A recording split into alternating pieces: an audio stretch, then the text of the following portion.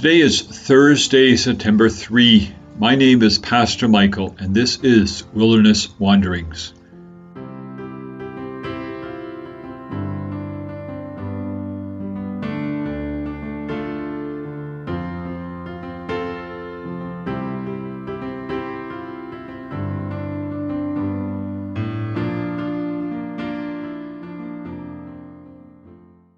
Today our text comes again from Psalm 145. I lift you high in praise, my God, O my King, and I'll bless your name into eternity. I'll bless you every day and keep it up from now to eternity. Verses 1 and 2. Many of us think that repetition and memorization are for the birds. That is, we don't want to put the work into memorization, and we get bored easily. Yet many Christians have observed that the development of our spiritual selves is significantly aided by both repetition and memorization. Consider Psalm 145. It's an acrostic. This means that in its original language, the poem had 22 lines, one for each letter of the Hebrew alphabet. The first line began with the first letter of that alphabet, each successive line with the next letter. This was done to aid in the work of memorizing the song. I wonder how long it took the composer to put this all together. It was put together to be learned, even memorized. Things we memorize shape our thinking and character. As such, the psalm invites us to seriously contemplate a life given to praising God.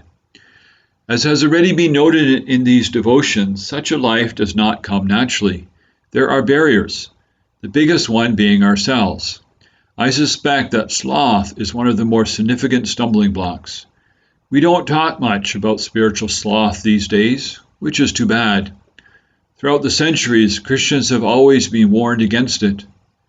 Sloth is an older word for lazy. We want our spiritual growth to happen like making coffee with a Keurig machine.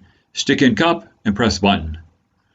But the thing is, spiritual growth is more like making coffee from scratch, and I mean from scratch. Plant the seeds, tend the plants, harvest the beans, roast them, grind them, etc. Spiritual maturity takes time and effort.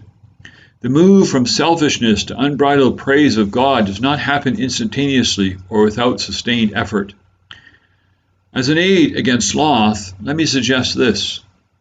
For 1 month, read or sing or pray this psalm in the morning and again in the evening each day.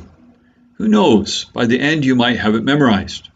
After a month, you may find this beneficial enough to choose a different psalm. Praising God is also costly. It's more than silent prayers.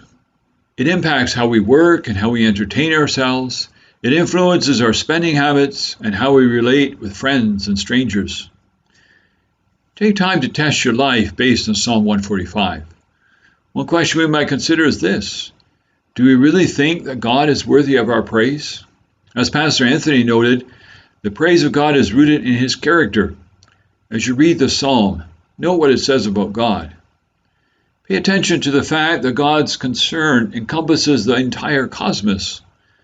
So often we think that God is only concerned with his people, or we think that God is only concerned with saving souls. Here we are reminded that God is concerned for everything that he has made. I wonder if our Christian witness is hampered because we don't care enough for everything God has made. Is our selfish way of living standing in the way of our witness? The psalm might also suggest a different approach to witnessing. Many of our evangelistic methods begin with calling people to be introspective. We want them to acknowledge their sinfulness. But what if we began with God? What if we invited people to consider our God? And if God is concerned with his creation, should Christians not care as well? Invitations to join us in caring can be a way of opening spiritual conversations. I conclude with this piece of wisdom. If Christians praise God more, the world would doubt him less. As you journey on, go with the blessing of God. May the peace of the Lord Christ go with you wherever he may send you. May he guide you through the wilderness, protect you through the storm. May your day end with rejoicing at the wonders he has shown you. May you rest in his provision as he brings night, and then new dawn.